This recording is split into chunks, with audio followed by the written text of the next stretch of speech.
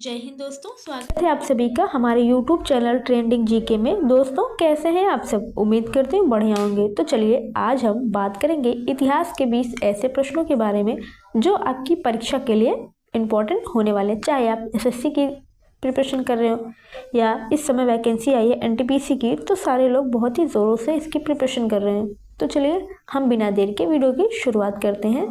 पहला प्रश्न है हमारा, हड़प्पा कालीन लोगों को किसकी जानकारी नहीं थी? तो हड़प्पा कालीन जो थे उनको किस चीज़ की जानकारी नहीं थी? ऑप्शन दे आपका लोहा, गेहूं, कुम्हारों का चाक या आग। तो याद रखना उनको जानकारी नहीं थी लोहा की। तो ऑप्शन नंबर हमारा ए करेक्ट हो जाएगा। अगला प्रश्न हमारा, सिंधु घाटी की सभ्यता को आर्य पूर्व सभ्यता किसके प्रमाण मिलने के कारण से कहा जाता है? तो आर्य पूर्व सभ्यता किसके प्रमाण के मिलने के कारण कहा जाता है? ऑप्शन दे आपका लेखन, कला, बर्तन या तांबा।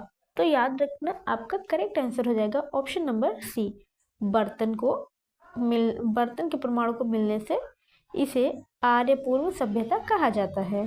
अगला प्रश्न हमारा, निम्नलिखित में से कौन सा कथन सिंधु घाटी सभ्यता के संबंध में सही है?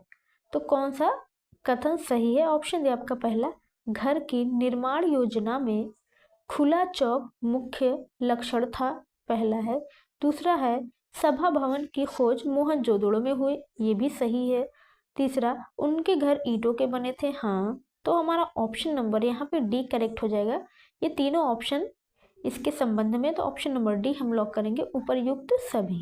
अगला प्रश्न हमारा, सिंधु घाटी सभ्यता की पहचान निम्न में से है, किससे है? सुंदर मूर्तियां, आर्थिक और सामाजिक सुधार, शहर योजना प्रणाली या धर्म और दर्शन शास्त्र।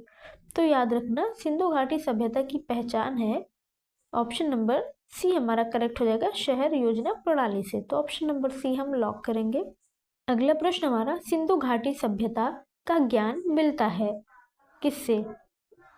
ऑप्शन दे आपका ताम्रपत्रों से, पुरातात्विक उत्खनन से, साहित्य से या तांबा से। तो याद रखना सिंधु घाटी सभ्यता का ज्ञान मिलता है पुरातात्विक उत्खनन से। तो ऑप्शन नंबर हम बी लॉक करेंगे। अगला प्रश्न हमारा, मानव द्वारा सर्वप्रथम किस धातु का उपयोग किया गया? तो सबसे पहले मानव ने किस धातु का उपयोग किया था? ऑप्शन दे आपका चांदी, कांसा, पीतल और तांबा। तो याद रखना आपका करेक्ट आंसर हो जाएगा ऑप्शन नंबर डी, तांबा। तो ऑप्शन नंबर डी हम लॉक करेंगे। अगला प्रश्न हमारा, आर्य भारत कब आए थे? तो आर्य कब आए थे भारत में? ऑप्शन दी आपका 2500 से 1800 ईसा पूर्व में, या 2000 ईसा पूर्व, 1500 से 1000 ईसा पूर्व, या 2000 से 1500 ईसा पूर्व। तो याद रखना आर्य भारत आए थे, आपका ऑप्शन नंबर यहाँ पे सी करेक्ट हो जाएगा, 1500 से 1000 ईस्वी पूर्व। तो ऑप्शन नंबर हम सी लॉक करेंगे। अगला प्रश्न हमारा, आर्य लोग भारत में कहाँ से आए थे? कहाँ से आए थे आर्य लोग भारत में? ऑस्ट्रेलिया से, मध्य एशिया, दक्षिण पूर्व एशिया से या पूर्वी यूरोप। तो याद रखना आर्य भारत में आए थे मध्य एशिया से। तो ऑप्शन नंबर हम डी लॉक करेंगे। अगला प्रश्न हमारा, आर्य भारत में किस रूप में आए थे? तो किस रूप में आए थे आर्य भारत में? ऑप्शन दे आपका शरणार्थी, आक्रमणकारी, अप्रवासी या सौदागर तथा खाना बदोश। तो याद रखना आर्य भारत में आए थे आक्रमणकारी के रूप में। किसके रूप में? तो आक्रमणकारी के रूप में आए थे। तो ऑप्शन नंबर बी हम लॉक करेंगे। अगला प्रश्न हमारा, निम्नलिखित में से कौन सा वेद सबसे प्राचीन है? कौन सा वेद है? यजुर्वेद, ऋग्वेद, उपनिषद या सामवेद और अथर्ववेद। तो याद रखना सबसे प्राचीन वेद है ऋग्वेद। तो ऑप्शन नंबर बी हम लॉक करेंगे। अगला प्रश्न हमारा, ऋग्वैदिक आर्य किस भाषा का प्रयोग करते थे? तो किस भाषा का प्रयोग करते थे ऋग्वैदिक आर्य? ऑप्शन दे आपका संस्कृत, पाली, प्राकृत या द्रविड़। तो याद रखना आपका करेक्ट आंसर हो जाएगा ऑप्शन नंबर ए, संस्कृत भाषा का ये प्रयोग करते थे। तो ऑप्शन नंबर ए हम लॉक करेंगे। अगला प्रश्न दिया हमारा, ऋग्वेद में सबसे पवित्र नदी का जिक्र था, कौन सी नदी का? गंगा, सिंधु, सरस्वती या यमुना। तो याद रखना ऋग्वेद में जो सबसे पवित्र नदी का जिक्र था वो थी सरस्वती नदी। तो ऑप्शन नंबर हम सी लॉक करेंगे। अगला प्रश्न है हमारा, शास्त्रीय संगीत के सिद्धांत की विवेचना की गई है, किस में की गई है? यजुर्वेद में, अथर्ववेद में, सामवेद में या ऋग्वेद में? तो याद रखना शास्त्रीय संगीत के सिद्धांत की विवेचना की गई है सामवेद में। तो ऑप्शन नंबर सी हमारा करेक्ट हो जाएगा। अगला प्रश्न हमारा, वैदिक युग के लोगों द्वारा सर्वप्रथम किस धातु का प्रयोग किया गया था?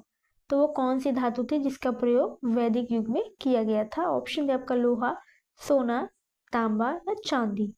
तो याद रखना आपका ऑप्शन नंबर सी करेक्ट हो जाएगा, तांबे का प्रयोग किया गया था। तो ऑप्शन नंबर सी हम लॉक करेंगे।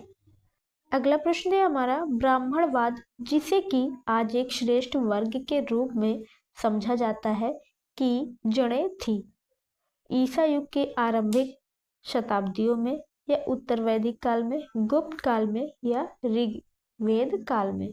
तो याद रखना ये ब्राह्मणवाद है, ये जो जड़ें थी वो ईसा युग के आरंभिक शताब्दियों में थी। तो ऑप्शन नंबर ए हम लॉक करेंगे। अगला प्रश्न है हमारा, प्राचीन हिंदू विधि का लेखक किसको कहा जाता है? किसको कहा जाता है? ऑप्शन डी आपका पाणिनि, वाल्मीकि, मनु या वशिष्ठ। तो याद रखना प्राचीन हिंदू विधि का लेखक कहा जाता है मनु को। तो ऑप्शन नंबर सी हम लॉक करेंगे। अगला प्रश्न हमारा, हिंदू विधि पर एक पुस्तक मिताक्षरा किसने लिखी? तो मिताक्षरा नामक पुस्तक किसने लिखी? ऑप्शन डी आपका नयचंद्र, विज्ञानेश्वर, कंबन या अमोघ वर्ष ने। तो याद रखना आपका ऑप्शन नंबर बी करेक्ट हो जाएगा, विज्ञानेश्वर ने मिताक्षरा नामक पुस्तक लिखी। तो ऑप्शन नंबर बी हम लॉक करेंगे। अगला प्रश्न हमारा, वैदिक युग में क्या था? बहुविवाह प्रथा अज्ञात थी या बाल विवाह प्रमुख था? विधवा पुनर्विवाह कर सकती थी या अनुलोम विवाह स्वीकृत था? तो याद रखना वैदिक युग में अनुलोम विवाह स्वीकृत था। तो ऑप्शन नंबर डी हम लॉक करेंगे। अगला प्रश्न हमारा, स्कंद पुराण में गढ़वाल को किस नाम से जाना जाता है? तो स्कंद पुराण में गढ़वाल को किस नाम से जाना जाता है? ऑप्शन दिया कुर्माचल, जालंधर, गढ़देश या केदार खंड। तो याद रखना इसको जाना जाता है केदार खंड के नाम से। तो ऑप्शन नंबर डी हम लॉक करेंगे। अगला प्रश्न है हमारा, ऋग्वेद में वर्णित देवताओं में सबसे प्रमुख देवता कौन थे? तो कौन थे सबसे प्रमुख? ऑप्शन दे आपका इंद्र, सूर्य, ब्रह्मा या विष्णु। तो याद रखना आपका करेक्ट आंसर हो जाएगा ऑप्शन नंबर ए, इंद्र देवता जो है सबसे प्रमुख देवता थे। तो ऑप्शन नंबर ए हम लॉक करेंगे। तो दोस्तों आशा करते हैं वीडियो आपको जरूर पसंद आई होगी, और हाँ यदि आपको वीडियो पसंद आई तो प्लीज वीडियो को एक लाइक, और यदि आप चैनल पर नए हैं तो चैनल को सब्सक्राइब करना ना भूलें, ताकि मिलते रहे आपसे इसी तरह अगले वीडियो में एक नए टॉपिक के साथ। तो तब तक के लिए जय हिंद, जय भारत।